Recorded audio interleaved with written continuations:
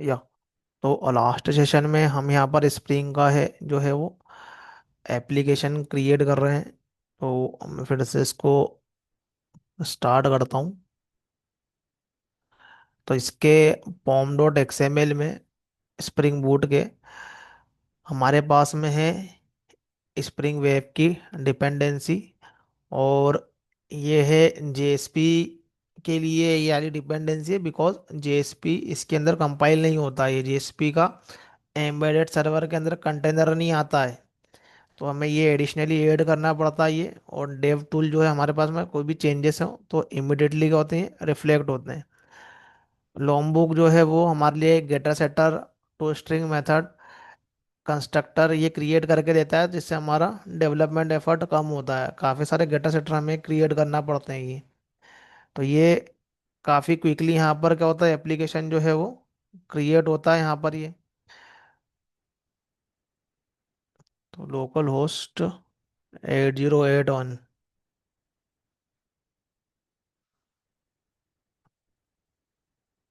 तो अभी ये वाला जो यूआरएल है इस पे भी हमारा क्या है, यहाँ पर जो है ये एज है ये रजिस्ट्रेशन का जो पेज है ये ओपन होगा यहाँ पर ये। तो इस पे क्लिक करते हैं, ये हमारा क्या है, यहाँ पर ये इंडेक्स पेज है ये। जहाँ पर हमने क्या करके रखा है, यहाँ पर ये यूज़र रजिस्ट्रेशन वाला लिंक यहाँ पर डाल के रखा हुआ है। वैसे यहाँ पर हम लोग जो भी लैंडिंग पेज है, होम पेज है, उसको हम लोग यहाँ पर देंगे।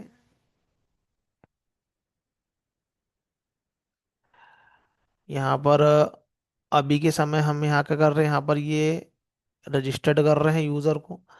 तो अभी हमने यहाँ पर सर्विस लेयर के ऊपर जो है वो मेंटेन करके रखा है ये हैश मैप को। तो हैश मैप मेंटेन करके रखा है, मतलब टेम्पररी हमारे पास में ये डेटाबेस, इसको हम लोग मान लेते हैं ये कलेक्शन फ्रेमवर्क का जो हम लोग यूज़ कर रहे हैं। तो यूज़र आईडी डेटा यहाँ पर रख रहा है। तो अभी मुझे यहाँ पर मैप की रिक्वायरमेंट है, बिकॉज यहाँ पर मैं डिटेल रख रहा हूँ मैं। तो यहाँ पर हम जो भी रजिस्टर्ड करेंगे यूज़र को,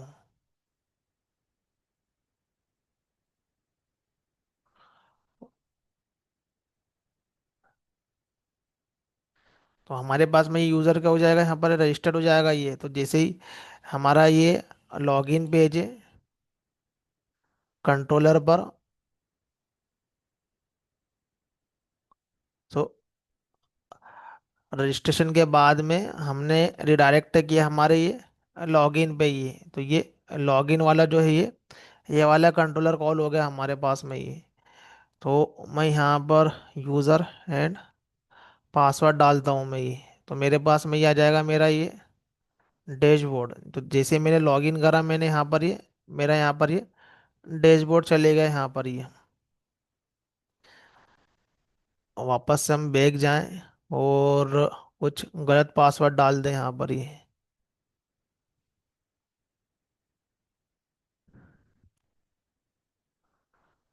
तो यहाँ पर मेरा पासवर्ड जो है वो राइट नहीं है।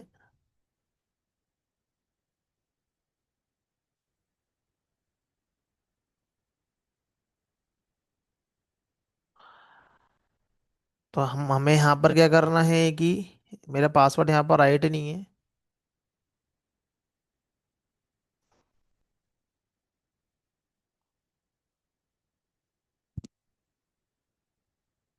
तो हमें फिर से लॉगिन पे रिडायरेक्ट करना है यहाँ पर। बट हमारे पास में इस बार के यहाँ पर जो है वो मैसेज भी यहाँ पर शो होना चाहिए।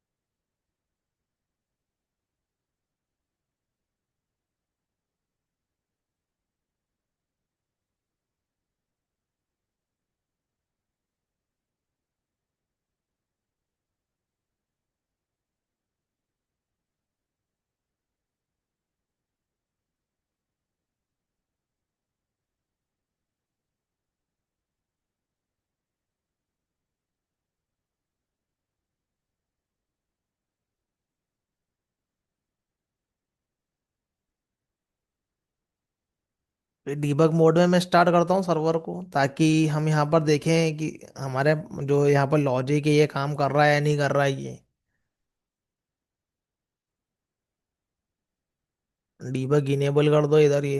अब हम वापस से इस पे फॉर्म को फिल करेंगे। यहाँ पर ये तो 8081 पे हमारा क्या आएगा, यहाँ पर ये इंडेक्स वाला जो है, यहाँ पर पेज आएगा ये।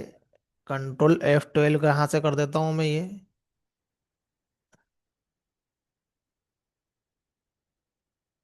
तो रिस्पॉन्स भी हमें यहाँ पर क्या करना है, यहाँ पर ये देखते रहना है, यहाँ पर ये क्या हमारे पास में रिस्पॉन्स आता है ये। तो यूज़र रजिस्ट्रेशन कर रहे हैं, तो रजिस्ट्रेशन वाला हमारे पास में क्या हुआ है ये, कॉल हुआ है पेज, ये HTML पेज आया है इसका हमारे पास में ये।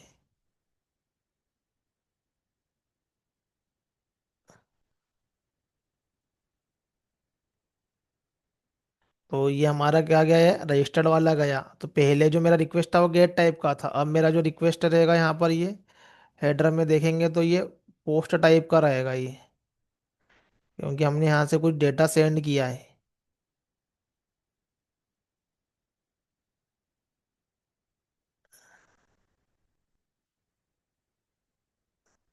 ये यहाँ रुक गया ये। तो रिक्वेस्ट अगर रिस्पॉन्स इसलिए नहीं आया कि यहाँ पर ये जो लॉजिक है कॉल ही नहीं हुआ है ये, इसलिए यहाँ पर क्या आ गया, ये रेड आ गया है। और मैंने फिर से नई रिक्वेस्ट कर दी उस पे ये। अब इसके फ्लो को बताता हूँ मैं यदि बार बार रिक्वेस्ट कर रहा हूँ तो ये होता क्या है, ये फिर से देखो रिक्वेस्ट का यहाँ पर ये रेड आ गया है ये। अभी क्या हुआ है कि रिक्वेस्ट मेरी पुरानी कंप्लीट ही नहीं हुई और मैंने नई रिक्वेस्ट कर दी यहाँ पर ये।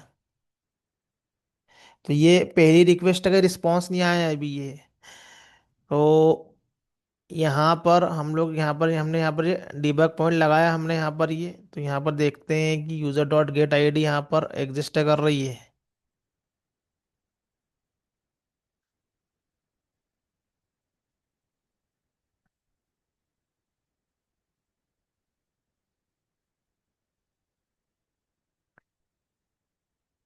रजिस्टर्ड वाला ठीक है। रजिस्ट्रेशन में हमको कुछ करना नहीं है, हमें लॉगिन में देखना है। यूजर इज ऑलरेडी एग्जिस्ट, पहले वाले का रजिस्ट्रेशन जो है वो यहाँ पर जो रजिस्टर हो चुका है, बार बार मैंने यहाँ पर सबमिट किया था ये। तो यूजर यहाँ पर ऑलरेडी रजिस्टर्ड है यहाँ पर ये। तो हम क्या करते हैं यहाँ पर ये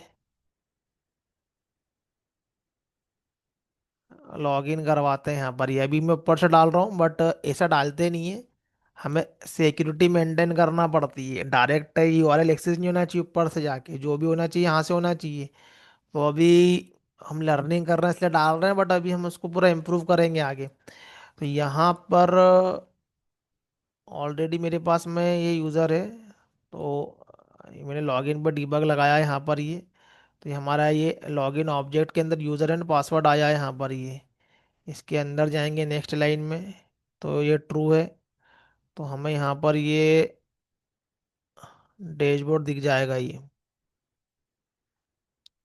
फिर से लॉगिन करेंगे, इस बार मैं रॉन्ग पासवर्ड डाल रहा हूँ मैं।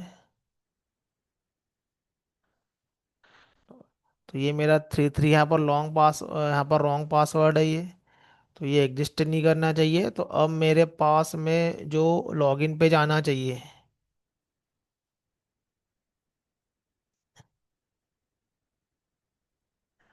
Direct to login, okay.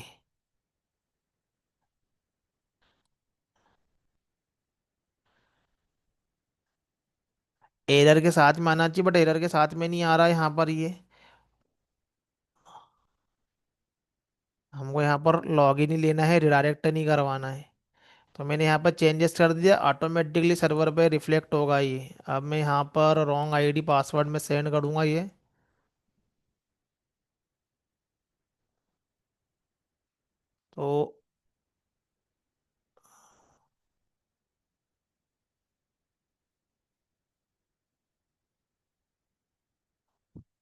तो हमें जो ये रिस्पॉन्स आएगा यहाँ पर, ये इनवैलिड यूजर आईडी पासवर्ड के साथ में आया। अब मैंने पहले यहाँ पर क्या किया था कि रिडायरेक्ट कर दिया था, तो रिडायरेक्ट करने पे क्या हो रहा था, वो ये वाले कंट्रोलर पे जा रहा था।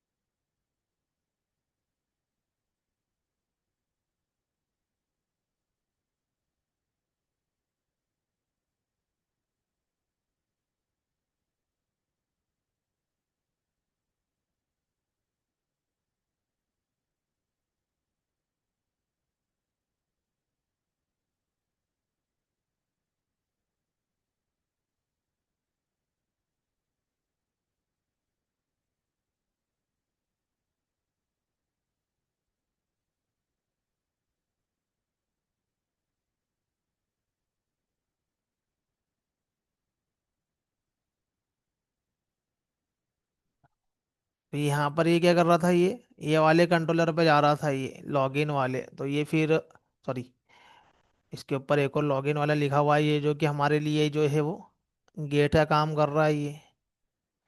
ये वाले लॉगिन पे जा रहा था रिडायरेक्ट करके, यदि कंट्रोलर से कंट्रोलर में हमको यदि करना हो तो हम क्या करते हैं, रिडायरेक्ट करवा देते हैं उसको ये। तो ये ऑलमोस्ट ये कंट्रोलर है ये। यहाँ पर ये स्ट्रक्चर केस में एक्सएमएल के अंदर सब राइट करना पड़ता है और एक्शन क्लासेस राइट करना पड़ता है, जिसमें कॉन्फ़िगरेबल थोड़ा कॉम्प्लेक्स रहता है। यहाँ पर जो है कॉन्फ़िगरेशन जो सारा के सारा विथ इन क्लास है ये। तो हम लोग उसको एज ए कंट्रोलर में राइट करते हैं, और ये सारा के सारा जो हैंडल होता है वो एक्चुअली में वो डिस्पेचर सर्वलेट के अंदर से हैंडल होता है। डिस्पेचर सर्वलेट जो है वो उसके अंदर हैंडलर मैपिंग है, ये सब जो है वो यहाँ से वो पहले जो रिक्वेस्ट जाती है हमारी डिस्पैचर सर्वलेट पे जाती है, उसके बाद में ये क्या करता है, ये इंटरनली सब रिडायरेक्ट करता है ये। तो उसके पास में ऑलरेडी यहाँ पर क्या है, हाई लेवल ही है, यहाँ पर हमारे पास में ये क्लासेस अवेलेबल है। इसके अंदर जो हैंडलर मैपिंग क्लास है उसका काम है रिक्वेस्टों को ट्रैप करने का और करस्पॉन्डिंग मेथड को सेंड करने का। इंटरनली सब हमारा कंट्रोलर देख लेता है यहाँ पर ये। फिर जो भी रिक्वेस्ट रिस्पॉन्स बनता है उसको फिर वो व्यू व्यू रिजॉल्वर को दे देता है, वो व्यू क्रिएट करता है बेस्ड ऑन टेक्नोलॉजी। तो यहाँ पर क्या चीज़ें जो है वो स्ट्रेट फॉरवर्ड है, ज़्यादा कॉन्फ़िगरेशन नहीं करना, इसी के लिए स्प्रिंग जो है ज़्यादा फेमस है। तो यहाँ पर ये हमने ये मैसेज को जो यहाँ पर इस तरीके से ये ऐड कर लिया है, यहाँ पर ये invalid user name and password. तो एक्चुअली में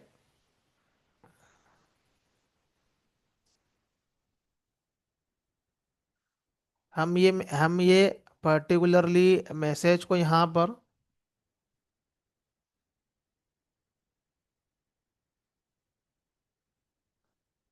जेस्टिल का यूज़ करके भी राइड कर सकते हैं।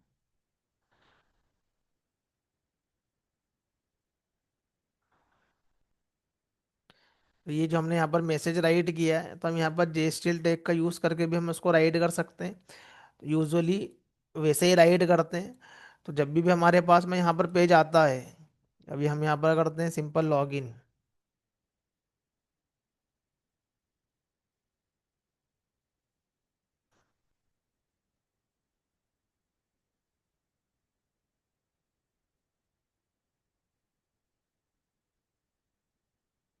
सिंपल हमारे पास में यहाँ पर लॉगिन, तो यहाँ से क्या निकल के आ रहा है, यहाँ पर हमें हमें यहाँ पर ये पेज आ रहा है हमारे पास में यहाँ से ही।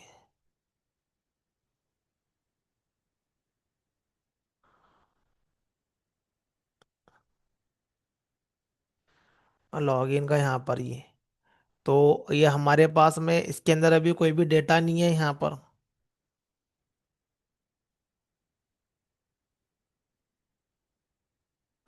जैसे ही यहाँ पर डेटा ऐड होगा वहाँ पर उस तरीके से यहाँ पर आएगा ये। तो हम इंस्टेड ऑफ दैट स्टैंडर्डली हम लोग क्या करते हैं उसको जेस्टिल में हम लोग ऐड कर लेते हैं ये। तो जेस्टिल जो टैग है एक्चुअली में जेएसपी की लाइब्रेरी का हमारे पास में टैग है, तो जेस्टिल यहाँ से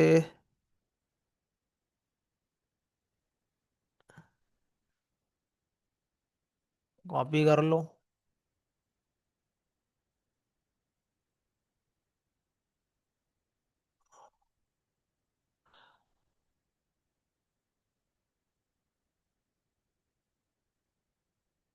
तो जावा जेएसपी में जावा के कोड को कम करने के लिए, जावा कोड मतलब जो भी लूप है या कुछ इफ एल्स कंडीशन है, तो उसको रिड्यूस करने के लिए हम लोग जेएसटिल टैग का यूज़ करते हैं।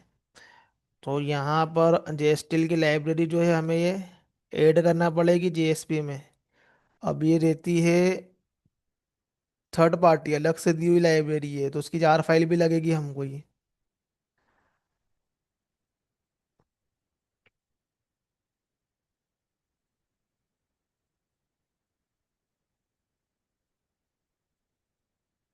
तो ये टैगलिब के अंदर हम लोग क्या करते हैं, जो भी लाइब्रेरी है उसको यहाँ पर हम लोग डाल देते हैं। यहाँ पर टैगलिब डायरेक्टरी है जेएसपी की, जेएसपी के ट्यूटोरियल में दिखेगी जो भी लाइब्रेरी हमें यूज़ करना रहे।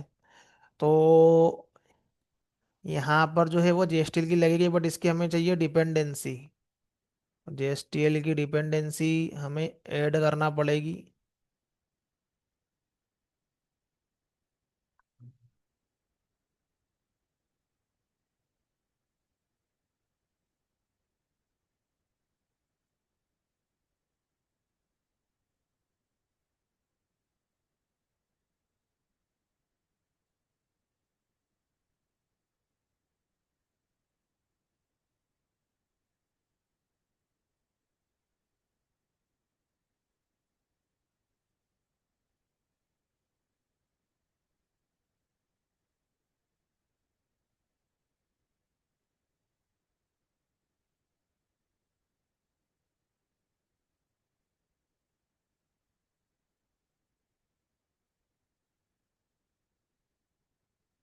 अभी जीएसपी वगैरह यूज यूजुअली करते नहीं है, लर्निंग करने के लिए कर रहे हैं ये। तो इनके क्या काफ़ी सारे इशू भी रहते हैं, डायरेक्ट सपोर्ट नहीं करता है। बेस्ट है कि थीम लीफ यूज़ करो। बट जेएसपी से अभी ज़्यादा क्या होते हैं कि यूज टू होते हैं ये, तो हमें यहाँ पर ये जेएसपी की यहाँ पर ये लाइब्रेरी लगेगी, JSTL।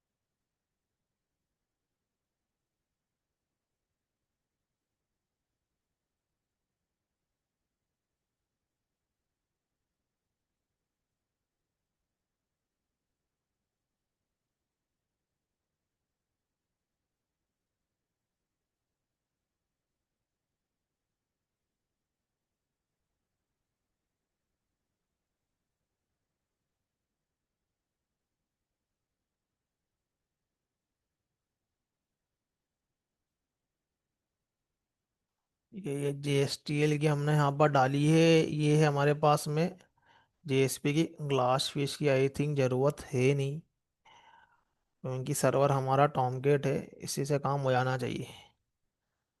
ठीक है। तो लॉगिन पे हम लोग यहाँ पर क्या कर रहे हैं कि मैसेज जो ले रहे हैं, तो इंस्टेड ऑफ दैट हम यहाँ पर क्या करें कि JSP का जो JSTL का मैसेज है हम लोग यहाँ पर उस तरीके का डालें यहाँ पर ही। तो हमारे पास में यहाँ पर टैग रहता है,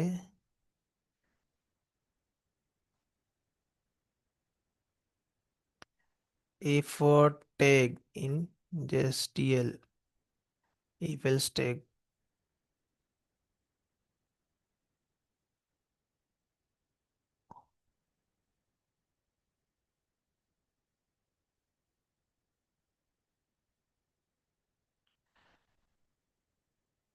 तो हमारे पास में ऐसे ये कंडीशनल जो है उसके हमारे पास में टैग रहते हैं। तो ये इफ टैग है हमारे पास में।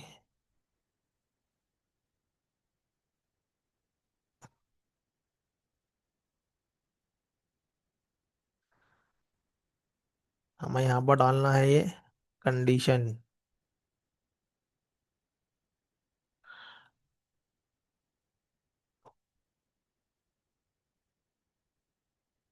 Not empty message. जो भी हमारे पास में ऑब्जेक्ट है दी वो नॉट एम्प्टी हमारे पास में ये, तो उस केस में हमें यहाँ पर जो है वो प्रिंट होना चाहिए जो भी हम चाहते हैं। तो मैं इम्प्रूव करने के लिए यहाँ पर जीएसटीएल का यूज़ कर रहा हूँ। ये जीएसपी है ये। और यहाँ पर हमें क्या दिखाना है, ये मैसेज दिखाना है इस केस में।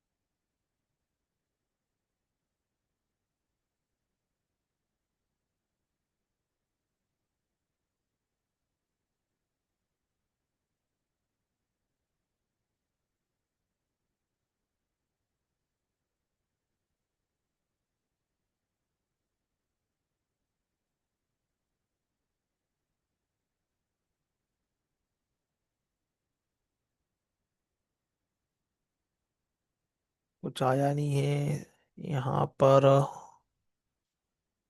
रिस्टार्ट करो एप्लीकेशन को।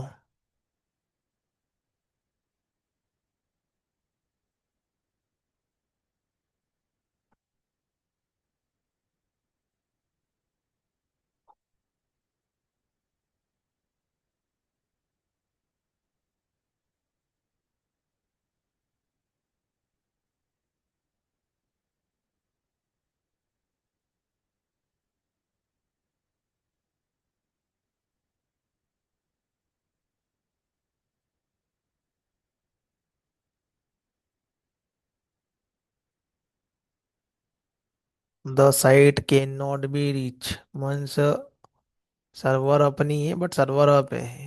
क्या प्रॉब्लम हो गई?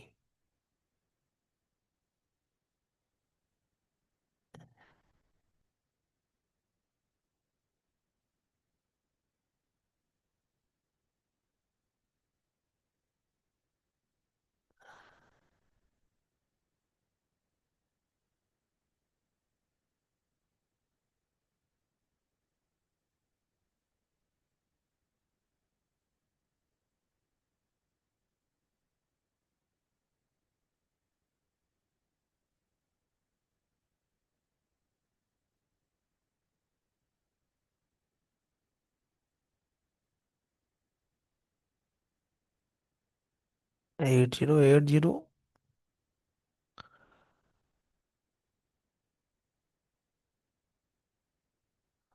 हमारा तो 8081 है।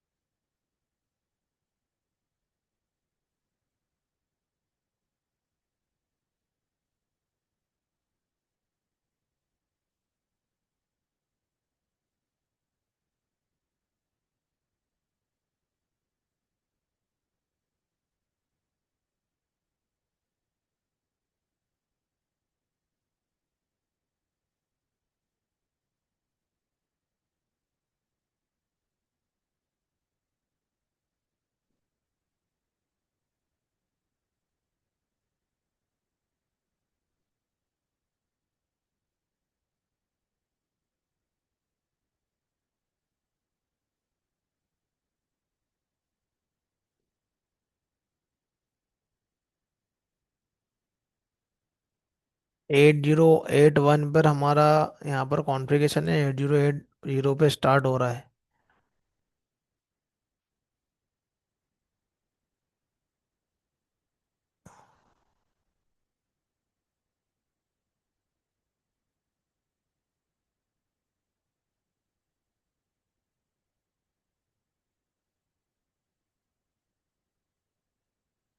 अब हुआ स्टार्ट 8081 में। यहाँ पर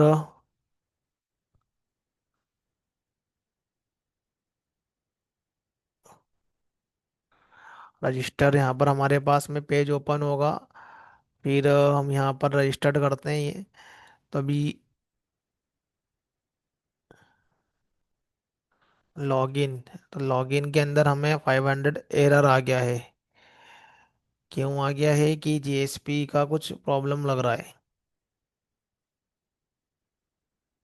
जे still not resolve either web dot XML.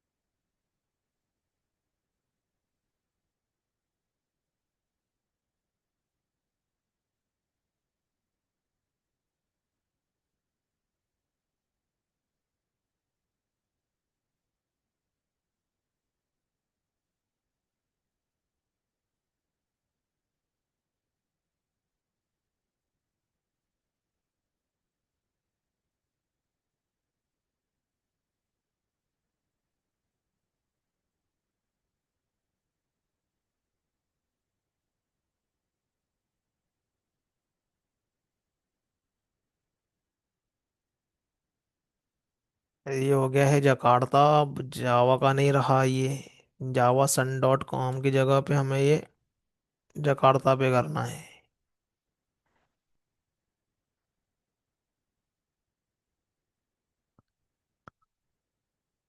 तो J2EE वाला पार्ट अब एक्लिप्स फाउंडेशन हैंडल करता है। ओरेगल ने परचेस करके उसको दे दिया है, तो जावा एक सी जगह पर सब दूर जकार्ता कर दिया है।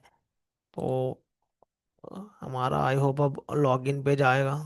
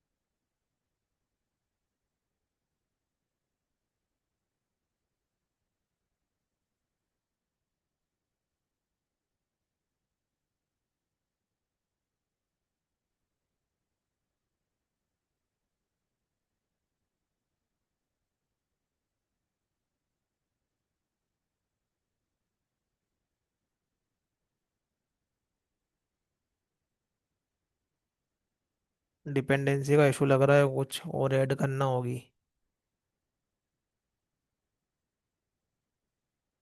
जेएसपी सपोर्ट नहीं करता है हमारा ये एम्बेडेड सर्वर तो।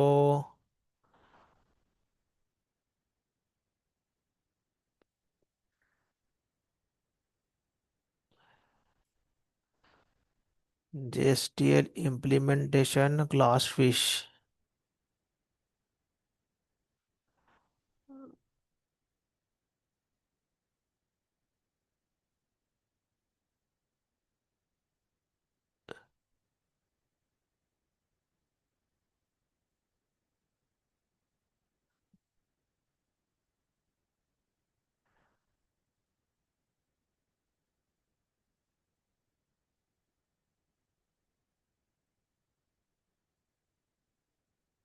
जेएसटीएल टैग इनने दिया हुआ है।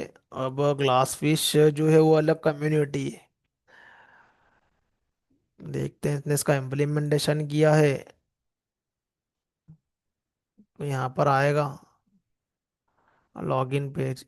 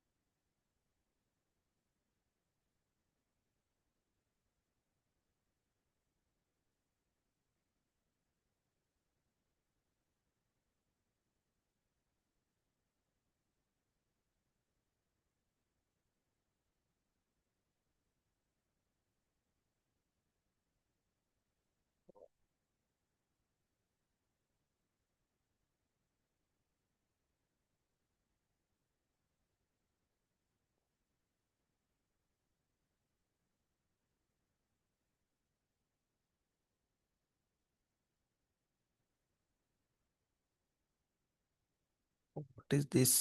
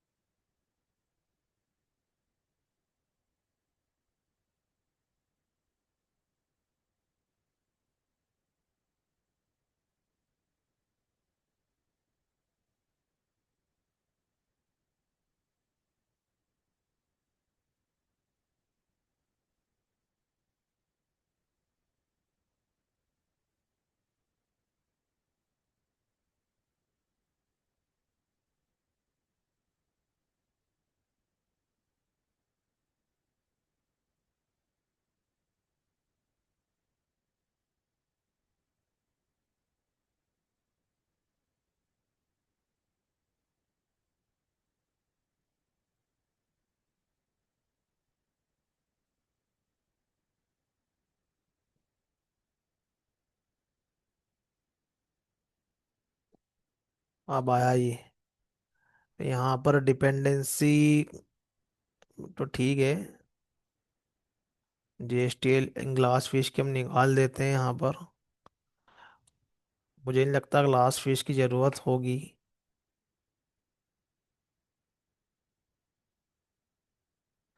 यहाँ पर टैग लिब में यहाँ पर टैग डालने का जो तरीका है वो यहाँ पर कुछ डिफरेंट हो गया है, ऐसा ये चैट जीपीटी बोल रहा है। सैम्पल वर्किंग टैग लिब सेटअप इन स्प्रिंग बूट 3। कुछ सिंटेक्स चेंज हो गया, नहीं तो उसी तरीके से डालते थे टैग लिब को जैसे हम लोग पहले डालते हैं। तो ये एम्बेडेड सर्वर डायरेक्टली सपोर्ट करता नहीं है इसका ये जेएसपी का, तो सब डिपेंडेंसी हमको एडिशनली फिगर आउट करके डालना पड़ती है।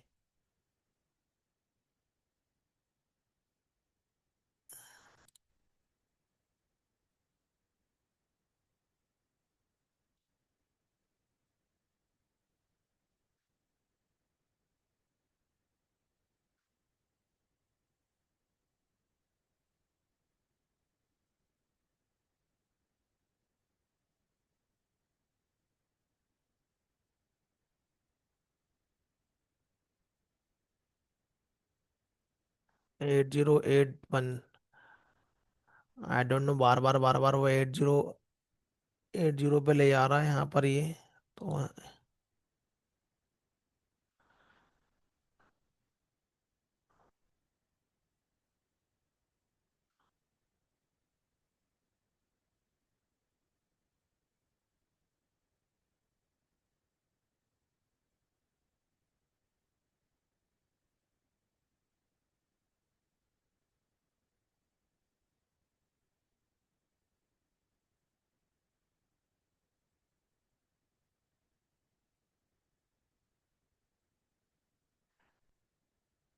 ग्लास फिश की डिपेंडेंसी चाहिए।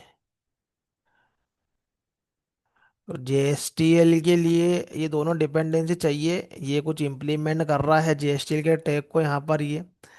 तो अभी न्यू अप्रोच में कुछ डिपेंडेंसी डल सकती है। ओल्डर वे में डायरेक्ट JSTL का टैग के हम डिपेंडेंसी डाल देते थे। तो यहाँ पर जो है ये डिपेंडेंसी जो भी है JSP से रिलेटेड, वो हमें सब फिगर आउट करके डालना पड़ेगी यहाँ पर। ये स्प्रिंग बूट का एम्बेडेड सर्वर उसको सपोर्ट नहीं करता है डायरेक्टली। तो ये सब हमको फिगर आउट करेगा करना पड़ती है यहाँ पर, ये डालना पड़ती है। मेवन अपडेट ऑफलाइन मोड में अपडेट कर लो। ऑफलाइन मोड मतलब कि बाहर से कुछ भी डाउनलोड नहीं करता है, जो उसके लोकल रिपोजिटरी में है, उसी में से फाइंड आउट करता है।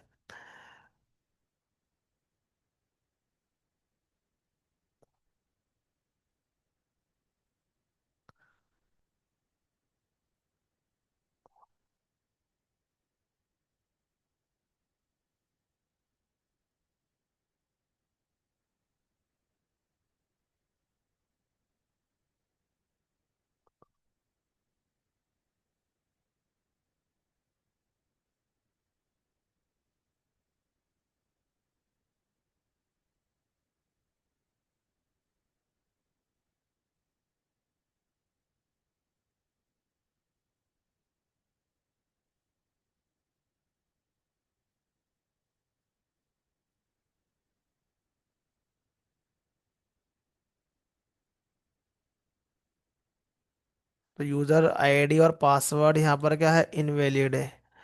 तो यहाँ पर हम क्या कर सकते हैं कि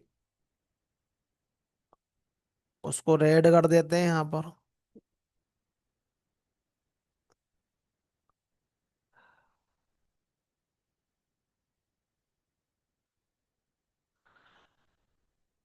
जहाँ भी हमने उसको क्रिएट किया है।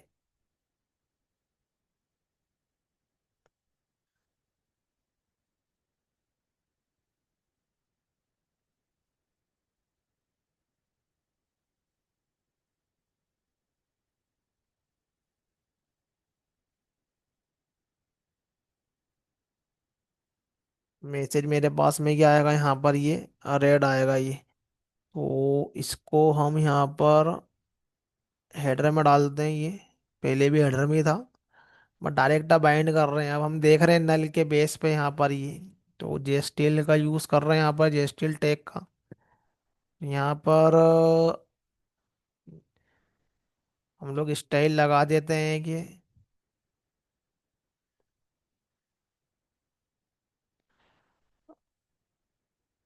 इनलाइन स्टाइल बोलते हैं इसको ये CSS में।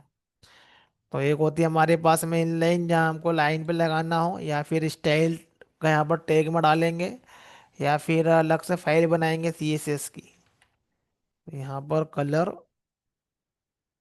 रेड। अब डेव टूल इसके ऊपर क्या करता है, रिफ्रेश करते हैं। तो यहाँ पर क्या हो गया कि हमारे पास में जब भी कोई एरर आएगा तो यहाँ पर ये रेड में दिखेगा हमें ये। अब सिमिलरली ये हमको यहाँ भी डालना है, रजिस्ट्रेशन में भी।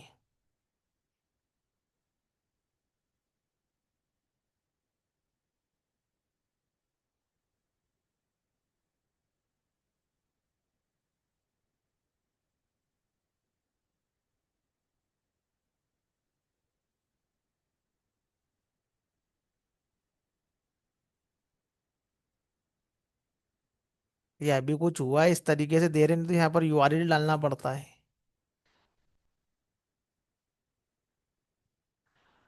यूज़र रजिस्ट्रेशन, यदि यूज़र जो हमारे पास में है ये, यदि ऑलरेडी एग्जिस्ट कर रहा है यहाँ पर ये, तो यहाँ पर हमें क्या है कि इस तरीके से रेड में मैसेज आएगा यहाँ पर ये।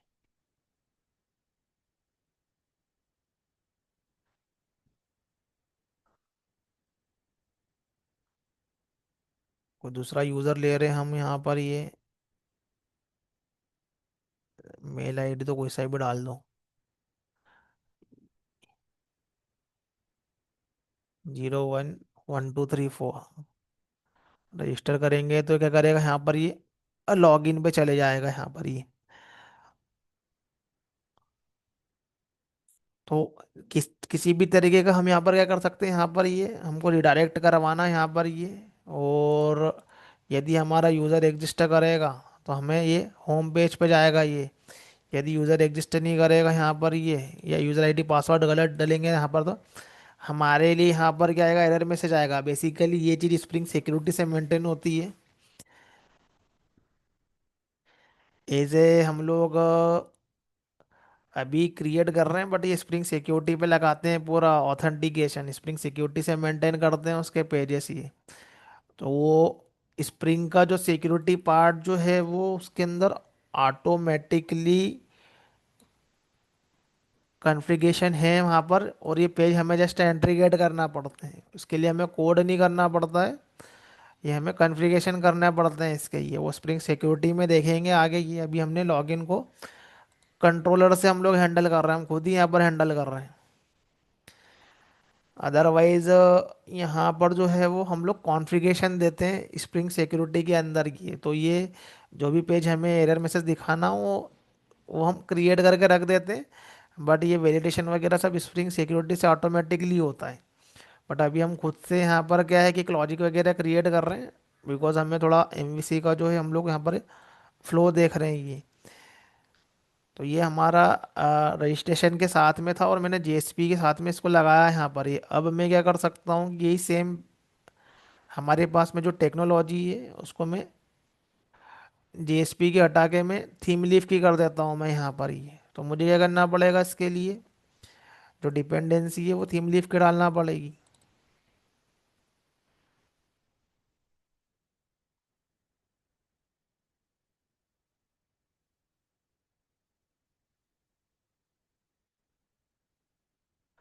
तो यहाँ पर ये जेएसपी की डिपेंडेंसी हो गई है, और ये जेएसटील के लिए मेरे पास में क्या हो गई है यहाँ पर ये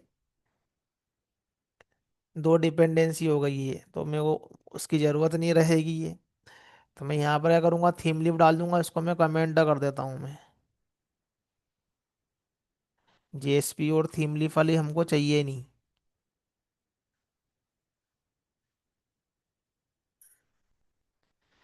क्योंकि अब हमारा सॉरी जेएसपी और हमें जेएसटीएल की नहीं चाहिए, थीम लीफ की चाहिए। हम लोग थीम लीफ से कर रहे हैं। अब ये हमारा जो पेज है,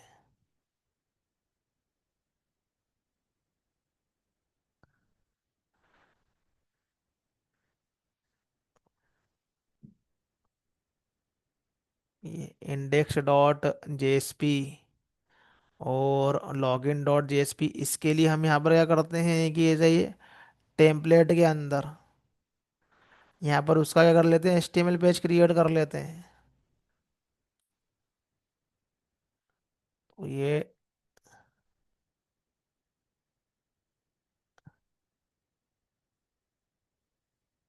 index dot HTML,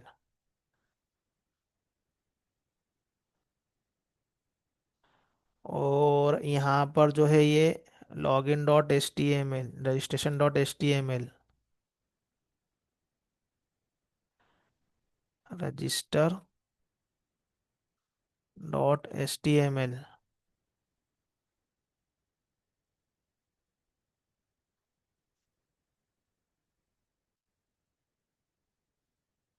login dot HTML.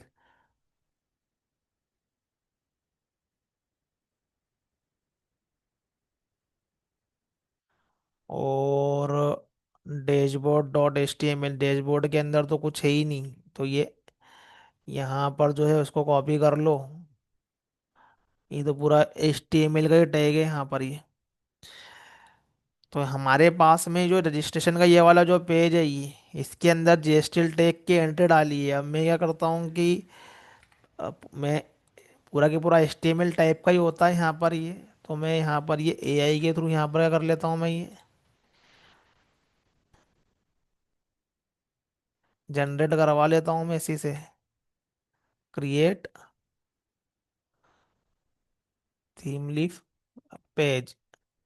तो ये JSP के अंदर क्या होते हैं, JSP के टैग का सपोर्ट रहता है, बट जो हमारे पास में जो थीम लीफ जो है ये, उसके टैग क्या होते हैं, वो इजी रहते हैं। जैसा HTML रहता है वो उसी के टैग के अंदर ही वो काम करता है वो।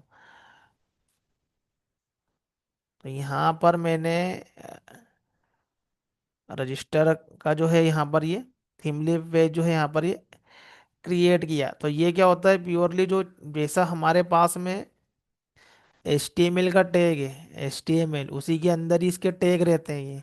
तो ये ज़्यादा कन्वीनियंट रहता है as compare to JSP। JSP के लिए JSP के टैग लगाने पड़ते हैं, जैसे स्क्रिप्टलेट है, एक्सप्रेशन टैग है, JSTL है ये। तो यहाँ पर जो भी होगा ये इसी के टैग के अंदर ही यहाँ पर HTML के साथ में वो एडजस्ट होंगे, ये ज़्यादा कन्वीनियंट रहता है। और हमारा HTML अच्छा है तो फिर ये थीम लीफ में इजीली काम होता है, और ये फास्ट रेंडरिंग करता है एज कम्पेयर टू JSP, क्योंकि JSP के अंदर ट्रांसलेशन होता है सर्वलेट में, और सर्वलेट रिस्पॉन्स करता है। तो यहाँ पर ट्रांसलेशन वगैरह कुछ नहीं है, इसका इंजन है पूरा, ये व्यू रेंडर करेगा पीछे से। तो ये जैसा इसका ये टैग है JSTL का, वैसा यहाँ पर क्या है, ये थीम लीफ का टैग है। तो यहाँ पर थीम लीफ की एंट्री कर दी यहाँ पर ये रजिस्टर की जगह पर। इंडेक्स तो सेम ही है। इंडेक्स में तो कुछ हमने JSP वाले टैग यूज ही नहीं कर रहे, तो इंडेक्स को तो हम लोग कॉपी कर सकते हैं। अब आएगी बारी हमारे पास में लॉगिन की। तो मैंने पहले क्या किया है, ChatGPT जो है AI जो थोड़ा रिकॉग्नाइज कर लेता है कि डेवलपर क्या सोच रहा है, क्योंकि मैंने पीछे पहले कुछ ऐसी सर्चिंग की, ऐसी प्रॉम्प्टिंग की है कि AI क्या करता है, अपने अंदर मेमोरी जनरेट करता है कि मेरा क्या इनपुट हो सकता है। अभी मैंने इस बार AI को बोला ही नहीं, मैंने जस्ट कॉपी पेस्ट कर दिया, अब उसने सीधे क्या करा कि मुझे ये थीम लीफ का ही पेज क्रिएट करके दिया, क्योंकि उसको लगा कि पहले ने ऐसा किया तो अभी भी ये इस टाइप से ही चाहता है ये। तो अब मैंने कुछ बोला नहीं है, तो ये एक मेमोरी क्रिएट करता है ये AI। तो अब उसने सीधे उसी टाइप का पेज क्रिएट करके दिया ये हमें। लॉगिन के ऊपर चले गया, तो यहाँ पर जो है ये एक्शन के अंदर यहाँ पर जो है ये लॉगिन, और बाकी चीज़ें हमारे पास में क्या है कि यहाँ पर ये जो है ये TH के टैग लग गए यहाँ पर ये login.jsp जो है, इसके अंदर HTML का कंटेंट है यहाँ पर ये प्योर। और हमने कुछ JSP का जो यहाँ पर ऐड किया, और भी हम लोग क्या करते हैं कि JSP की जो टैग है वो यूज़ करते हैं सिमिलर, वही टैग जो है यहाँ पर इक्विवेलेंट टैग हमारे पास में अवेलेबल है यहाँ पर ये। अब वो थीम लीफ में जाके देख सकते हैं, थीम लीफ के यहाँ पर डॉक्यूमेंटेशन में, जैसे कि हमको लूप लगाना है थीम लीफ में, हमें एक टेबल क्रिएट करना है।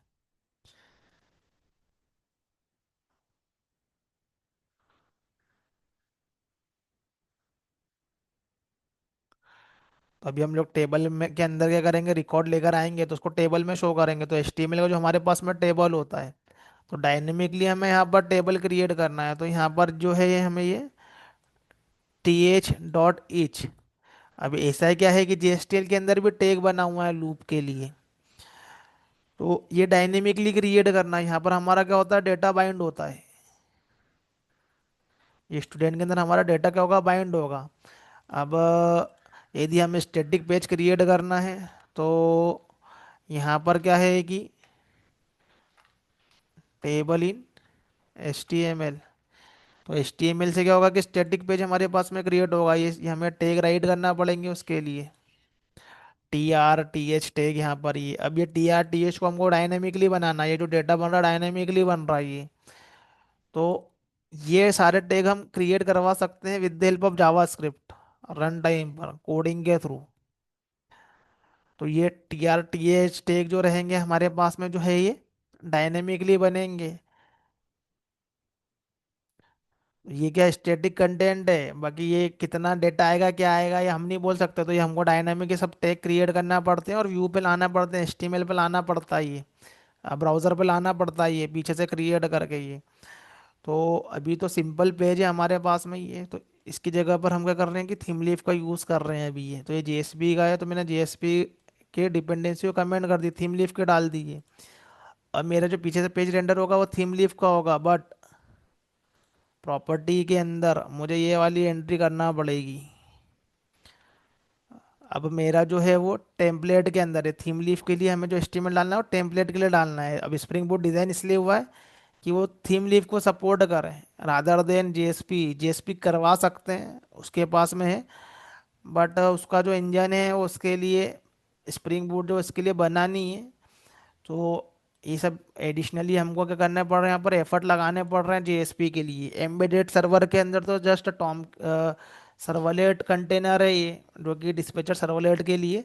JSP वगैरह जो होता है वो डायनामिक पेज क्रिएट करने के लिए होती है, कम कंटेंट में। सर्वलेट भी वही काम करता है, लेकिन बहुत सारी कोडिंग JSP में कोडिंग लेस होती चली जाती है, जावा का कोड राइट नहीं करना पड़ता है वेब पेज के अंदर। वेब पेज के अंदर जस्ट हमें टेग राइट राइट राइट करना है डायनेमिक पेज क्रिएट करने के लिए। तो अब इसकी प्रॉपर्टी के अंदर हमें रिप्लेस करना पड़ेगा इसकी, तो JSP वाली हटा दो।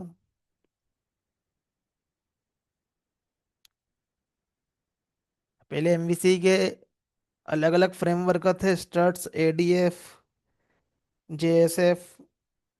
तो काफ़ी उसके अंदर व्यू क्रिएट करने के लिए जावा कोड को भी करना पड़ता था। जावा कोड जैसे सर स्ट्रट्स में एक्शन क्लासेस होती है, वैसे JSF में भी क्लासेस होती है। तो काफ़ी बाइंडिंग थी, बट यहाँ पर क्या होता है कि हमें ये बाइंडिंग वगैरह सब क्या हो जाती है इंटरनली सब मैनेज कर लेते, जस्ट हमें बताना पड़ता है ये क्या बाइंडिंग कर रहे हैं हम यहाँ पर ये। तो ये इन्वेजिव फ्रेमवर्क का नहीं है। इन्वेजिव फ्रेमवर्क का मतलब कुछ ना कुछ या करो कि एक्सटेंड करो, किसी फ्रेमवर्क क्लास को एक्सटेंड करो, यहाँ पर कुछ एक्सटेंड नहीं करना है। जो बताना है सिंपल हमें ये क्लासेस के अंदर बताना है, यहाँ पर ये हमें कुछ एक्सटेंड नहीं करना है। तो व्यू क्रिएट करने के लिए हमें कोडिंग इतनी नहीं करना पड़ती है, और मॉडर्न एप्लीकेशन ऐसे क्रिएट भी नहीं होते हैं, वो एंगुलर रिएक्टर से होते हैं। तो यहाँ पर हम क्या करते हैं कि मैंने व्यू टेक्नोलॉजी चेंज कर दी, अब मैं फिर से एप्लीकेशन को रन करता हूँ, मैंने थीम लीफ का यूज़ किया। अब मेरा जो पेज आएगा वो थीम लीफ से आएगा ये।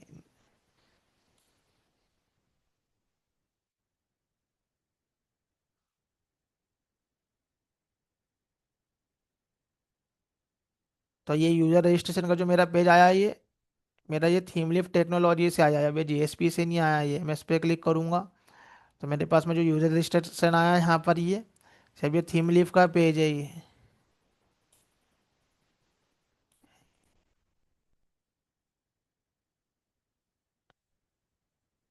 देखो पीछे JSP की जगह मैंने टेक्नोलॉजी चेंज कर दी मैंने यहाँ पर ये।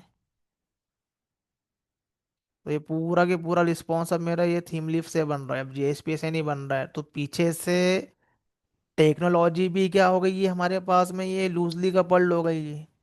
हम JSP की जगह पर क्या कर रहे हैं यहाँ पर ये चेंज कर रहे हैं, जावा कोड में हमें कुछ चेंज ही नहीं करना पड़ा। बाइंडिंग वाइंडिंग जो है हमारा सब व्यू रिजॉल्वर देख रहा है, व्यू रिजॉल्वर ही आइडेंटिफाई कर रहा है JSP यूज़ हो रही है यहाँ पर ये। तो JSP टेक्नोलॉजी के अकॉर्डिंगली यहाँ पर बाइंडिंग कर रहा है, यहाँ पर हमने बता दिया व्यू रिजॉल्वर को ये कि ये है। और हमारे पास में जो डिपेंडेंसी रहती है उससे पता चल जाता है यहाँ पर ये कि ये थीम लीफ यूज़ कर रहा है या फिर ये JSP यूज़ कर रहा है। JSP यूज़ करेगा तो जास्पर के डिपेंडेंसी से आइडेंटिफाई करेगा। JSTL जो है ये थर्ड पार्टी लाइब्रेरी है JSP के ऊपर जावा के कोड को रिड्यूस करने की। जेएसपी के ट्यूटोरियल में देखोगे तो जेएसटीएल जो होता है हमारे पास में, ये अलग से ही क्या होता है, ये चैप्टर रहता है, ये जेएसटीएल के जो टैग रहते हैं।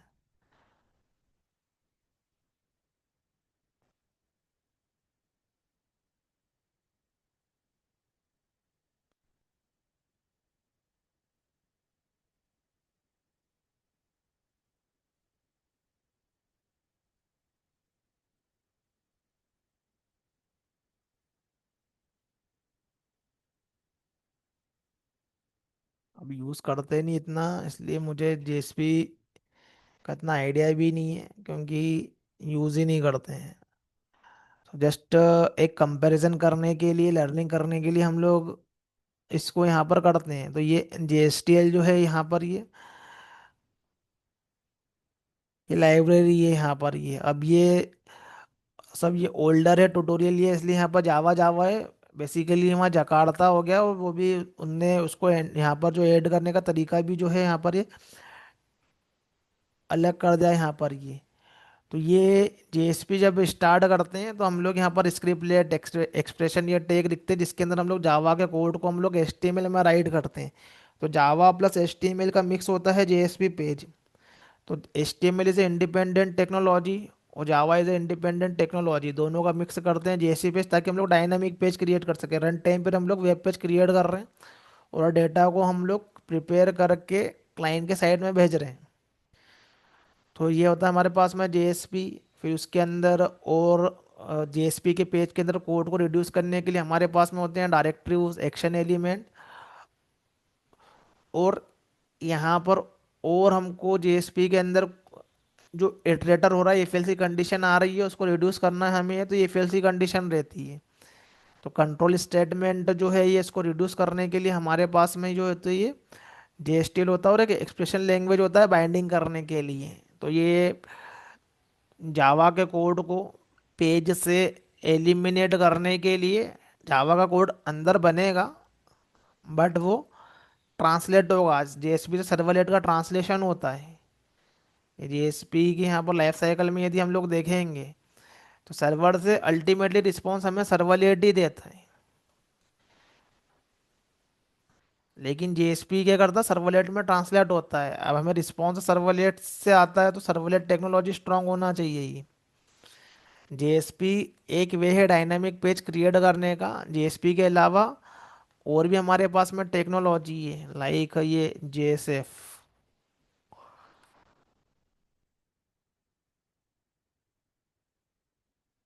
जावा सर्वर साइड फेज, इससे भी हम लोग वेब पेज क्रिएट करते हैं।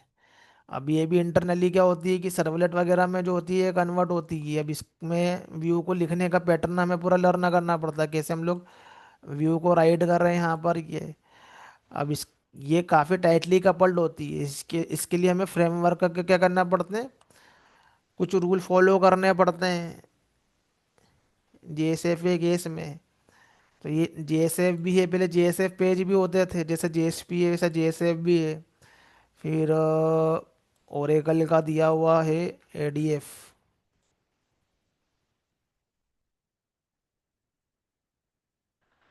वेब पेज क्रिएट करने के लिए यहाँ पर ये। अब ये उसके रूल फॉलो करना है हमें ये। तो जावा के साइड में हमें यह करना पड़ता है कि डेटा को बाइंड करके व्यू पेज बनाना पड़ता है, फिर हम उसको ब्राउज़र पे लेकर आते हैं।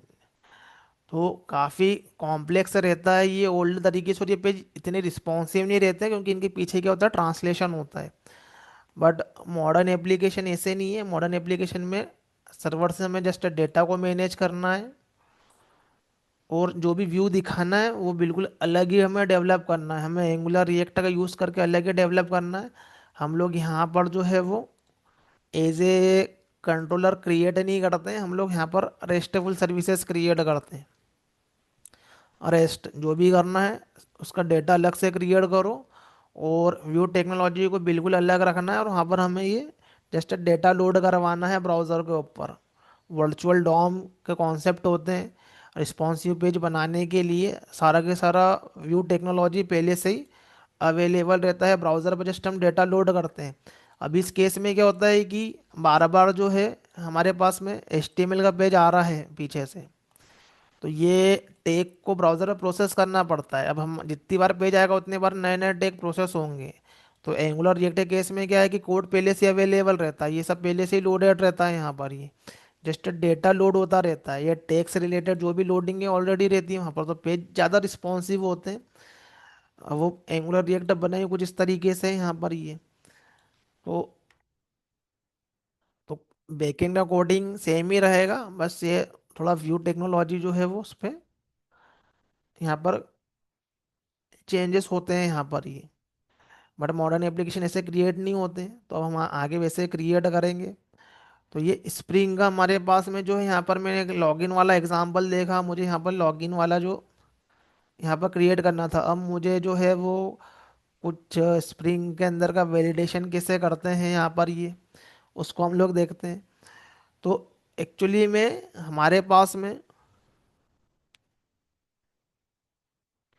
स्प्रिंग के अंदर हमारे पास में हमें जो है वो स्प्रिंग की कम्युनिटी ने भी हमें क्या करके रखा हुआ है यहाँ पर, ये लाइब्रेरी दे के रखी हुई है यहाँ पर, ये फॉर्म को क्रिएट करने के लिए कि हमें। अब ये HTML के हम लोग यहाँ पर फॉर्म क्रिएट करते हैं यहाँ पर, तो हमें यहाँ पर जो मिलती है यहाँ पर ये डेटा को हम लोग सेंड करेंगे यहाँ पर ये, और वहाँ पर क्या करेंगे कि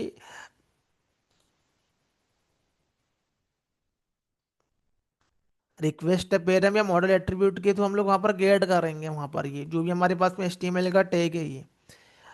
लेकिन हमें रिवर्स बाइंडिंग करना रहे, वहाँ का जो डेटा रहे वो हमें यहाँ पर शो हो।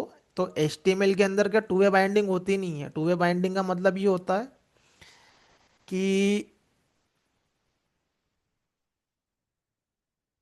जैसे ये वन वे बाइंडिंग है, हमने जो डेटा सेंड किया है हमारे पास में ये वो क्या हो जाएगा कि वहाँ पर सेंड हो जाएगा वहाँ पर ये जो डेटा हमने सेंड किया वहाँ पर ये डेटा चले गया यहाँ पर ये।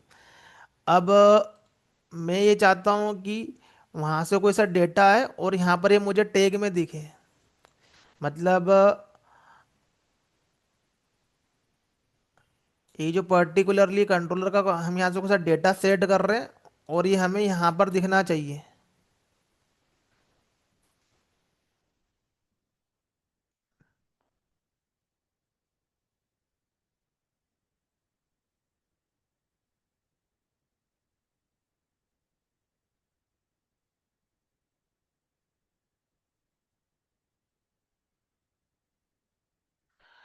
जैसे कि अभी यहाँ पर क्या है कि मैंने यहाँ पर क्या किया है कि ये मेरे पास में फॉर्म है ये।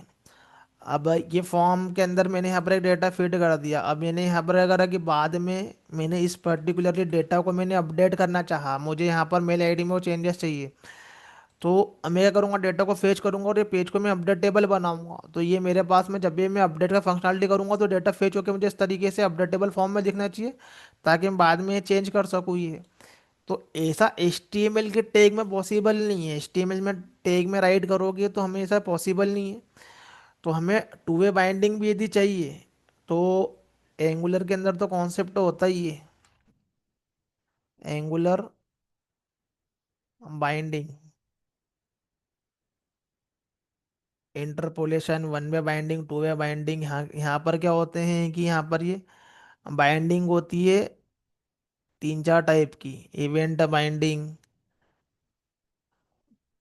तो बाइंडिंग का मतलब यही होता है कि डेटा जो है हमारे पास में यहाँ पर ये बाइंड होना चाहिए यहाँ पर ये।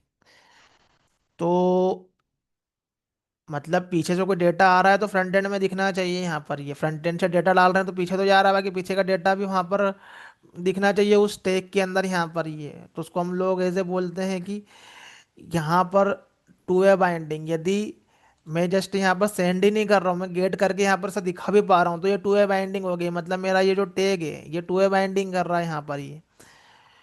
तो एंगुलर के अंदर होता है one way binding, two way binding, यहाँ पर ये इंटरपोलेशन, टू वे बाइंडिंग। तो अभी एंगुलर की बात हम नहीं कर रहे, हम लोग चाहते हैं कि ये चीज़ यहाँ पर करें, कुछ डेटा को हम लोग पीछे से चाहे हम लोग एडिट करना चाहे बाद में, तब हमें क्या मिले यहाँ पर, ये डेटा जो है जैसे एडिटेबल फॉर्मेट में मिले फेच होके। तो HTML में ये पॉसिबल नहीं है, तो हमें क्या टू वे बाइंडिंग हमें अचीव हो सके और हम लोग बेटर फॉर्म को हम लोग क्रिएट कर सकें स्प्रिंग के अंदर, और अच्छे से एरर हैंडलिंग भी हो हमारे पास में। अभी क्या है कि हमें JSTL वेस्टियल का जो है यूज़ करके एफर्ट लगाना पड़ रहा है। तो थीम लीफ के अंदर कर सकते हैं ये, बट थीम लीफ जो है उसके अलावा भी हमारे पास में ओल्डर अप्रोच है जहाँ पर हम लोग यूज़ करते हैं स्प्रिंग के टैग।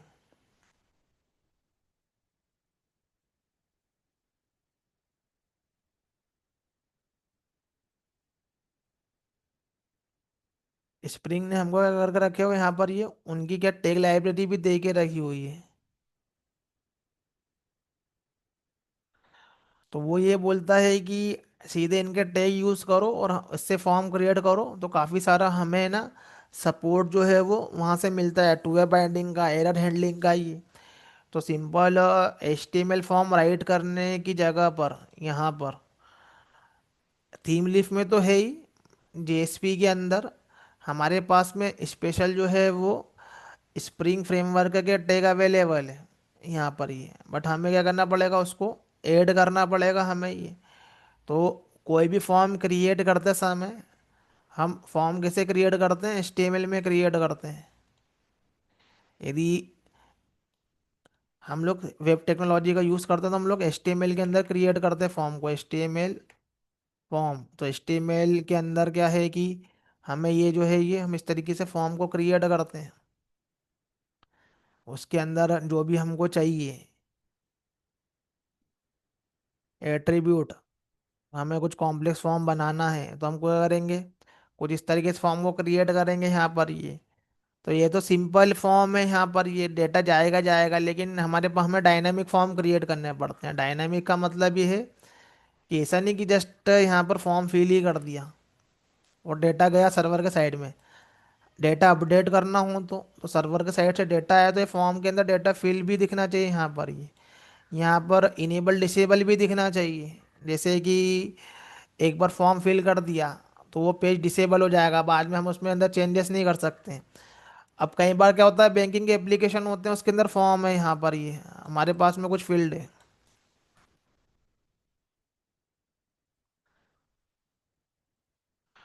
अब हमने यहाँ पर क्या कर रहा है कि कुछ इनपुट वैल्यू जो है वो बैंकिंग के एप्लीकेशन में यहाँ से दे दी, सर्वर के साइड में क्या हो गई, वो सेव हो गई वो।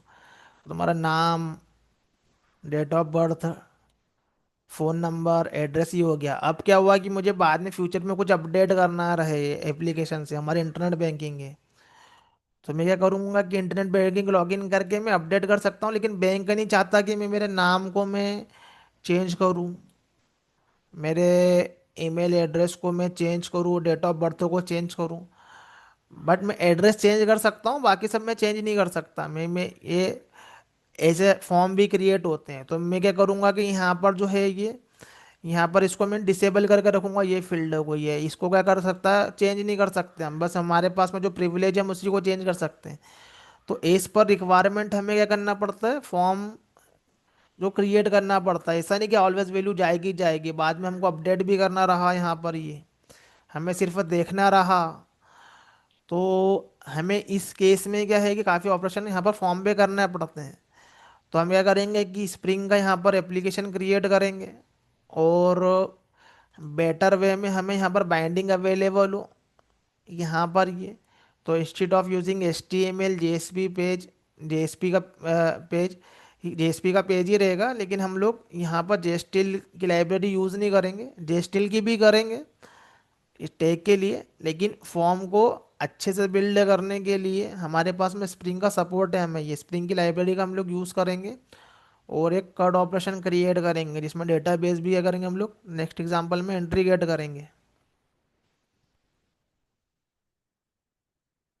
तो ये वाले एग्जांपल में जस्ट हमें कुछ मॉडल एट्रीब्यूट पाथ पे रिक्वेस्ट पैरम कैसे काम करता है, हमें ये कैसे हमारे पास में कंट्रोलर काम करता है, JSTL के थ्रू हमने यहाँ पर अगर वैलिडेशन लगाया। अब हम क्या करेंगे, कड ऑपरेशन पर जाएंगे। तो कट ऑपरेशन में हम लोग सारे ऑपरेशन परफॉर्म करेंगे। यहाँ पर ये क्रिएट करेंगे डेटा, डिलीट करेंगे यहाँ पर, और अपडेट करेंगे यहाँ पर। और उसके अंदर हम लोग एरर हैंडलिंग करेंगे अच्छे से। तो स्प्रिंग के हमारे पास में और लॉजिक आएंगे, वैलिडेशन का हमारे पास में आएगा, स्प्रिंग बूट में वैलिडेशन कैसे होता है ये। तो उसको क्रिएट करेंगे। फिर हम इसके ऊपर जो है वो एक मिनी प्रोजेक्ट भी क्रिएट करेंगे यहाँ पर एमवीसी पे, यहाँ पर ये। तो जो कि एक यूज केस रहेगा हमारे पास में रियल टाइम प्रोजेक्ट का यहाँ पर। फिर सिमिलर थिंग हमें करना है रेस्टफुल के साथ में। तो रेस्ट में क्या आएगा, जस्ट डेटा डेटा ही आएगा हमारे पास में, ये सब पेज क्रिएट नहीं होगा। तो रेस्ट का डेटा हमें क्या करना पड़ेगा, डेटा ही देखना है हमें। ये तो ब्राउज़र पे भी आता है, लेकिन हम लोग जो है वो यूज़ करते हैं यहाँ पर ये पोस्टमैन का डेटा को देखने के लिए। तो पोस्टमैन सॉफ्टवेयर होना चाहिए डेटा को यहाँ पर देखने के लिए। और भी होते हैं, मैं पोस्टमैन यूज़ करता हूँ, बाकी और भी होते हैं जहाँ पर हम लोग सॉफ्टवेयर का यूज़ करके हम लोग यहाँ पर डेटा को इनपुट में भेजते हैं और डेटा से हम लोग आउटपुट लेते हैं, जस्ट डेटा डेटा आता है। तो टेस्टिंग करते हैं तो पोस्टमैन में करते हैं। क्लाइंट को भेजते हैं तो हम लोग क्या करते हैं कि यहाँ पर ये स्वेगा डॉक्यूमेंट के थ्रू हम लोग शेयर कर देते हैं। फिर क्लाइंट क्या करता है, इसको कंज्यूम करता है हमारे सर्विसेज के डेटा को। फिर इस सर्विसेज, ये क्लाइंट को इस तरीके से दिखता है यहाँ पर, जो भी हमारे पास में गेट पोस्ट मेथड है ये हम लोग शेयर कर देते हैं, डॉक्यूमेंटेशन करते हैं हमारे एपीआई का, इसको हम लोग बोलते हैं एपीआई डॉक्यूमेंटेशन। और इस एपीआई का करना क्या है, अब इस एपीआई को हम लोग कंज्यूम करते हैं एंगुलर एप्लीकेशन में। एंगुलर एप्लीकेशन के अंदर हम लोग दिखाते हैं। तो एंगुलर के अंदर हमारे पास में होती है सर्विसेज।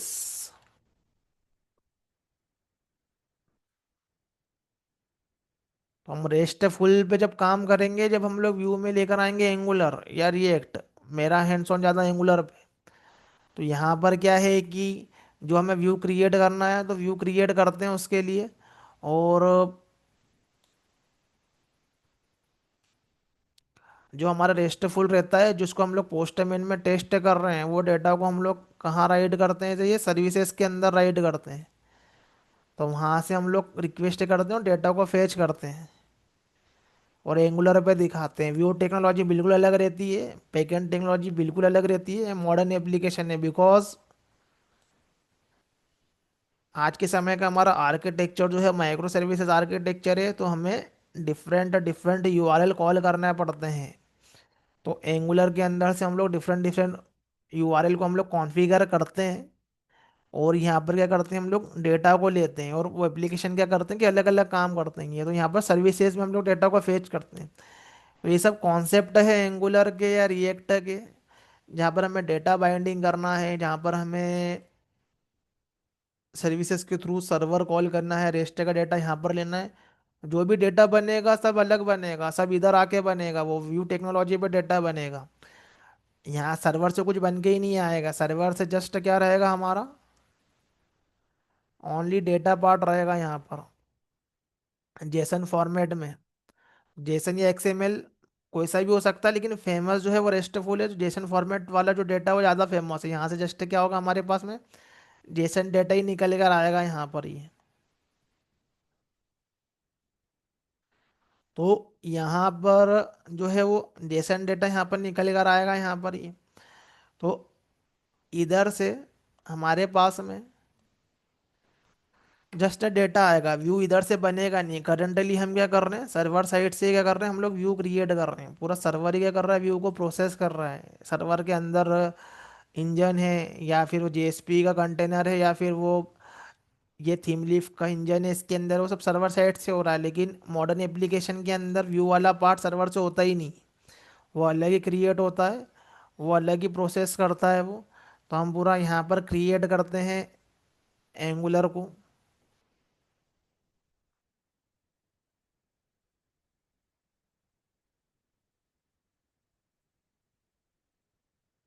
तो चीज़ें सेम ही रहेगी फ्यूचर में, जब हम लोग रेस्ट पे जाएंगे यहाँ पर ये।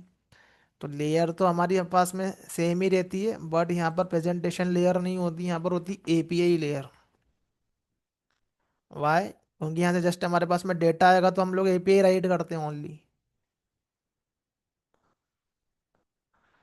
तो प्रेजेंटेशन का मतलब है कि यहाँ से हमारे पास हमें क्या हो रहा है कि पेज आ रहा है निकल के। तो यहाँ पर हमारा जेएसपी पेज आ रहा है निकल के, एचटीएमएल पेज आ रहा है निकल के यहाँ से। प्रेजेंटेशन में यहाँ पर सर्वर साइड प्रोसेसिंग हो रही है, पेज यहाँ से बन रहा है, लेकिन यहाँ पर क्या है कि ये पेज यहाँ से नहीं बन रहा है यहाँ पर ये। और वेब डेवलपमेंट क्या हो रहा है, बिल्कुल अलग हो रहा है।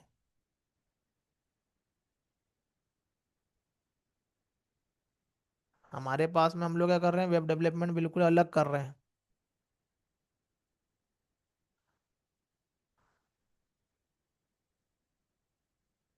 ये बिल्कुल अलग होगा यहाँ पर ये।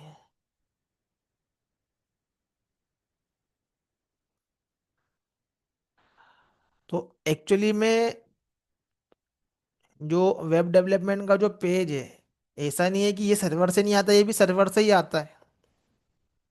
ये हो सकता है कि ये इसके बाद में डेवलपमेंट करने के बाद में एंगुलर पे,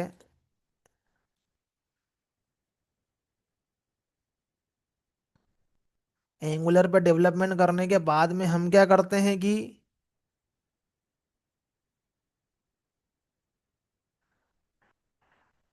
ये जो हम लोग यहाँ पर एंगुलर में डेवलपमेंट करते हैं, उसके बाद में इसको उठा के हम लोग सर्वर के अंदर ही रखते हैं। यहाँ पर जो हमने डेवलपमेंट किया है, तब उसको उठा के सर्वर पे ही रखते हैं। तो वो अलग से भी सर्वर हो सकता है, या फिर वो जो है वो हम लोग सेम सर्वर में भी रख सकते हैं जहाँ पर हमारा एपीआई है, यहाँ पर ये जहाँ पर हमारा ये वाला एप्लीकेशन है ये। तो जस्ट क्या होता है कि जो भी हमारा क्लाइंट है,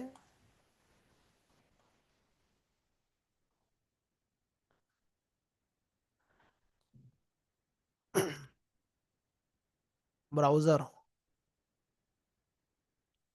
ऐसे ही ये भी काम होता है इस तरीके से। तो जो भी हमारे पास में क्लाइंट है,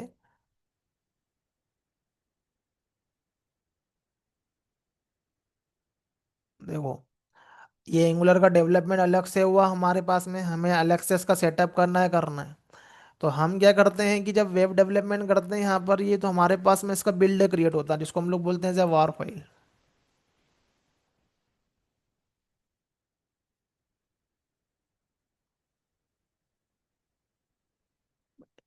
ये स्ट्रक्चर रहता है वॉर फाइल का। तो कोई सा भी एप्लीकेशन क्रिएट करो, ये हमारे पास में क्या है यहाँ पर ये स्ट्रक्चर, ये वॉर फाइल का इस तरीके से हमारे पास में अल्टीमेटली आखिरी में तो वॉर फाइल ही क्रिएट होता है यहाँ पर ये। तो ये हमारा क्या है यहाँ पर, ये एपीआई वाला पार्ट इसके अंदर अवेलेबल है यहाँ पर ये। अब एंगुलर का डेवलपमेंट अलग हो रहा है, एंगुलर का डेवलपमेंट अलग होता है यहाँ पर ये, लेकिन क्या करते हैं कि हम लोग एंगुलर या रिएक्ट किसी भी डेवलपमेंट करते हैं तो यहाँ पर हम लोग उसका वेब पैक बनाते हैं जिसको हम लोग बोलते हैं, इसका बिल्ड होता है। अब ये इसको वेब पैक को या इसको उठा के हम लोग इसके वेब आईएनएफ के अंदर ही इसको रखते हैं यहाँ पर ये, सर्वर के अंदर। अब डेवलपमेंट अलग हो रहा है, लेकिन क्या हो रहा है कि जो डिप्लॉयमेंट हो रहा है दोनों का यहाँ पर ये साथ में हो रहा है यहाँ पर ये। अब क्या होता है कि रखते हैं हम लोग यहाँ पर ये डेवलपमेंट अलग कर, लेकिन साथ में रख रहे हैं। अब ये एज ए कोडिंग का पार्ट नहीं है ये, जैसे हम लोग यहाँ पर कोड कर रहे हैं, इसके लिए हमें क्या करना पड़ेगा, सेपरेट कोडिंग करना पड़ेगी। तो विजुअल स्टूडियो कोड पे हम लोग क्या करते हैं, सेपरेट कोडिंग करते हैं। इसलिए फुल स्टैक डेवलपमेंट कर रहे हैं तो दोनों डेवलपर के सिस्टम पे ये दो एडिटर दिखते हैं।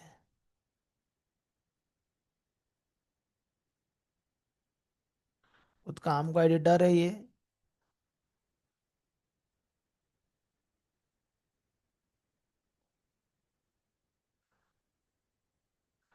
तो यहाँ पर हमारे पास में क्या होगा, जो कि है ये एज ए ये वेब डेवलपमेंट होगा हमारे पास में ही।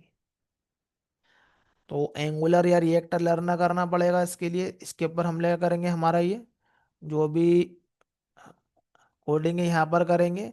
और करने के बाद में हम लोग इसका क्या करते हैं कि ये एक फाइनल कोड प्रिपेयर करते हैं इसका।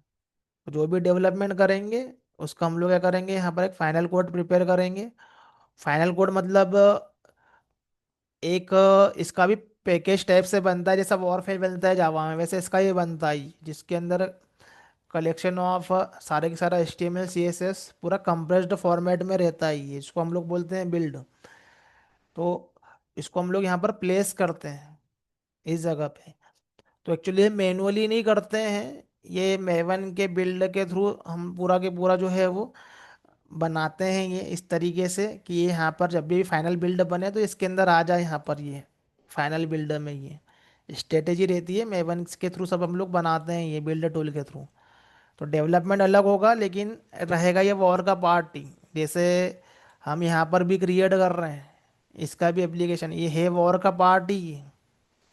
लेकिन ये क्या है, जो पेज जो है वो इसी के अंदर ही है ये, यहाँ पर ये बन रहा है ये रन टाइम पर। इसके अंदर व्यू रिजॉल्वर यूज करके यहाँ पर यहाँ पर पेज को क्रिएट कर रहा है रन टाइम पे, लेकिन यहाँ पर पेज क्रिएट नहीं होता है। यहाँ पर जो पेज जो है वो सर्वर पे क्रिएट नहीं होगा, यहाँ पर हम प्लेस कर देंगे। अब हम क्या करेंगे, जब भी सर्वर को हिट करेंगे ये, तो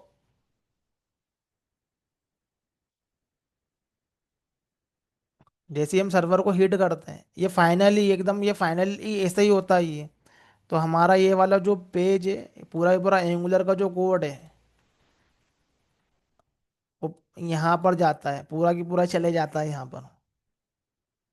अब डेवलपमेंट उसका अलग हुआ है, डेवलपमेंट उसका यहाँ पर अलग हुआ है।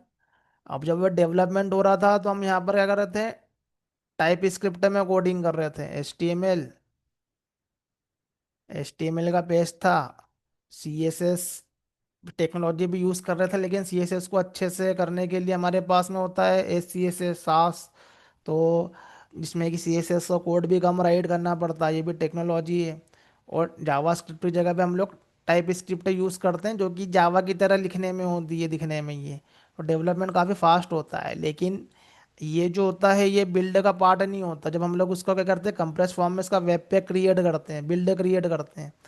तो ये पूरा की पूरा जो कोड है ये H T M L C S S और ये JS जावा स्क्रिप्ट में कन्वर्ट होता है। ब्राउजर को जावा स्क्रिप्ट ही समझ में आता है, ब्राउजर को टाइप स्क्रिप्ट समझ में नहीं आता है। तो डेवलपमेंट टाइप स्क्रिप्ट में होगा, लेकिन ये कन्वर्जन होगा जावा स्क्रिप्ट में।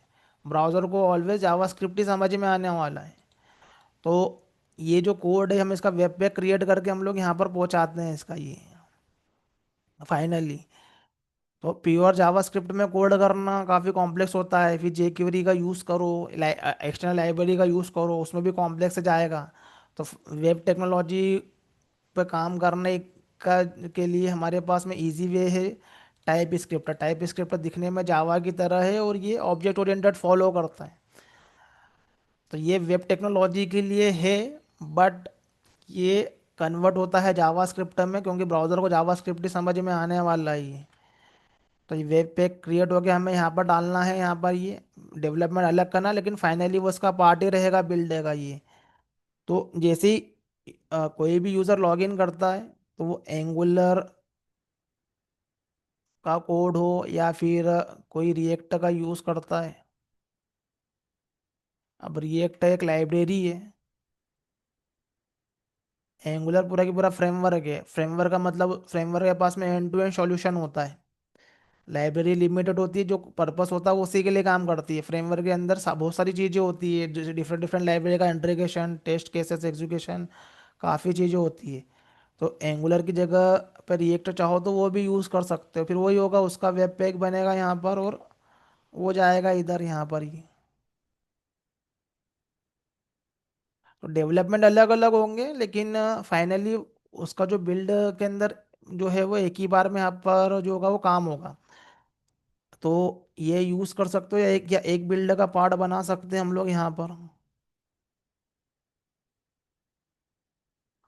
तो रिएक्ट का यूज़ करोगे तो रिएक्ट का यहाँ पर ब्राउज़र पे पूरा के पूरा कोड लोड होता है।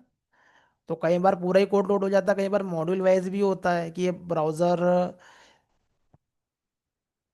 बहुत बड़ा वेबसाइट है तो पूरा कोड नहीं करवाना है, तो हम लोग मॉड्यूल वाइज भी करवाते हैं यहाँ पर ही।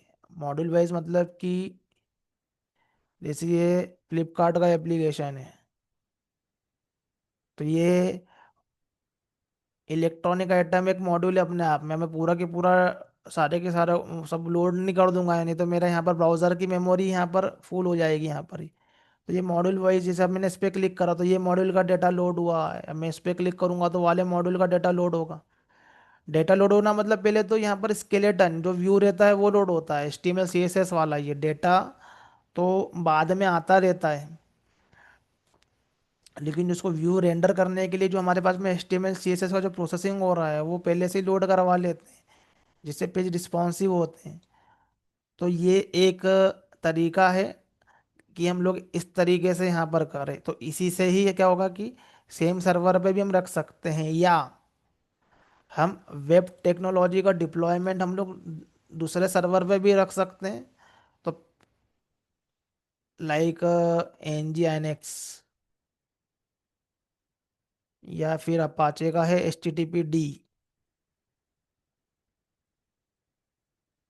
मतलब इसको अलग सर्वर पे रखो और वेब वाला अलग सर्वर पे रखो, और ऑलवेज जो क्लाइंट है जो है वो इसको कॉल करेगा और पेज को यहाँ पर लेकर आएगा। ये वेब पेज लोड होने के बाद में क्या होगा कि जब वो बाद में कॉलिंग करेगा यहाँ पर ये, तो वो ये वाले सर्वर पे API की जो कॉलिंग होगी हमारे पास में ही, ये वाले सर्वर पे API की कॉलिंग होगी। तो अलग से सर्वर भी मेंटेन कर सकते हैं यहाँ पर ये, जिसके अंदर जस्ट जस्ट हम लोग वेब का कंटेंट रखते हैं। तो NGINX,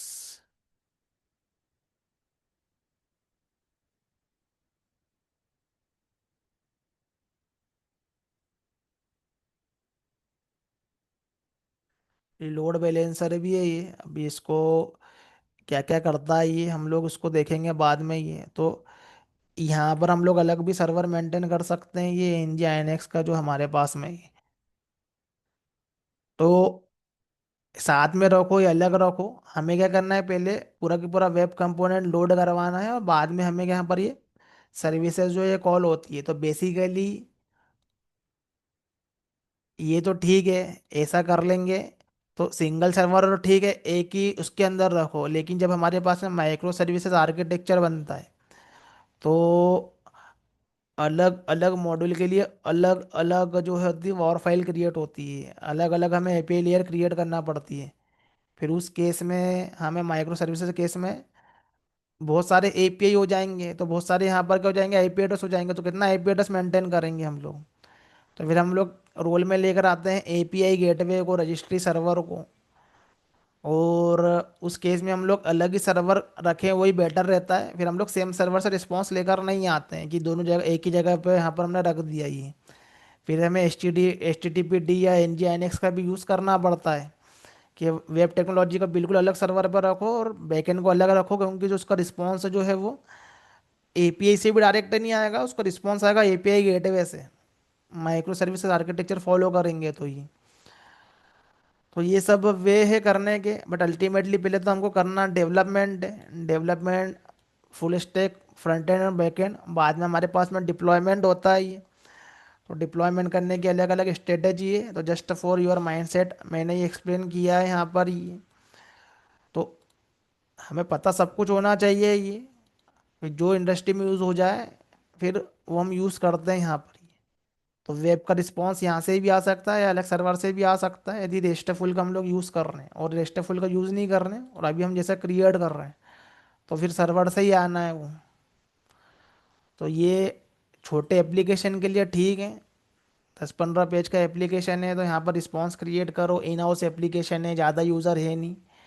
लेकिन बड़े बड़े एप्लीकेशन के लिए जहाँ पर मिलियंस ऑफ यूज़र है, तो ये आर्किटेक्चर प्रॉपरली काम नहीं करेगा। करेगा भी तो पेज इतने रिस्पॉन्सिव होंगे नहीं, लोड बहुत आएगा। और जब मैं कंपैरिजन करूंगा माइक्रो सर्विसेज से इसका, जैसे मैंने पहले बताया है कि मोनोलिथिक एप्लीकेशन के अंदर क्या होता है कि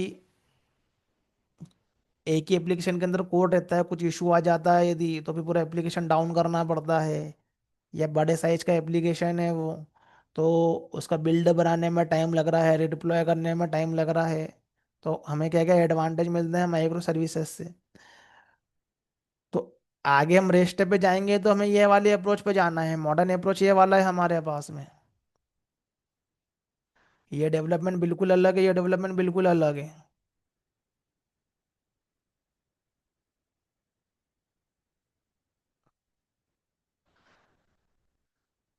ये हमारे पास में जो यहाँ पर ये मॉडर्न अप्रोच है हमारे पास में, ये डेवलपमेंट बिल्कुल अलग होगा। ये अब ये एंगुलर में करो या ये रिएक्ट में करो।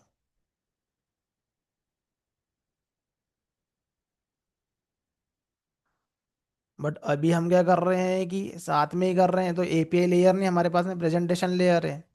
तो यहाँ पर जेएसपी यूज करो, थीम लीफ यूज करो, सब कुछ होगा इसके अंदर से आएगा, बट यहाँ पर अलग अलग आएगा। जस्ट हमें क्या करना है कि उसको क्लाइंट साइड में लेकर आना है, वो अलग से सर्वर मेंटेन करके लाओ या सेम सर्वर से लाओ, तो हमारे पे डिपेंड करता है। मोस्टली माइक्रो सर्विसेज के केस में हम लोग अलग ही सर्वर रखते हैं लाने के लिए, वो nginx या httpd सर्वर होते हैं, वो स्टैटिक कंटेंट को जो लेकर आते हैं, फिर बाद में वो सर्विसेज कॉल कर करके डेटा को लोड करते रहते हैं यहाँ पर ही।